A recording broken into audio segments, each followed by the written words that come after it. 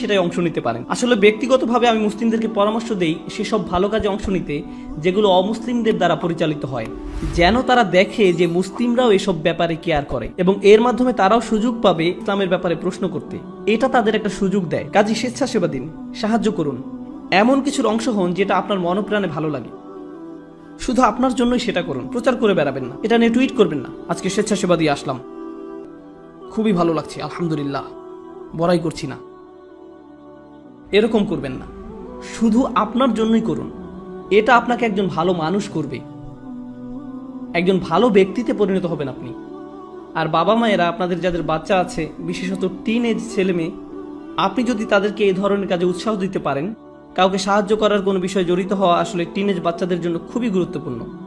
এটা তাদের মানসিক পরিপক্কতা তৈরি হওয়ার একটা অংশ। কারণ টিনেজ তরুণরা শুধু মুসলিম তরুণরাই না, সাধারণভাবে সব তরুণরাই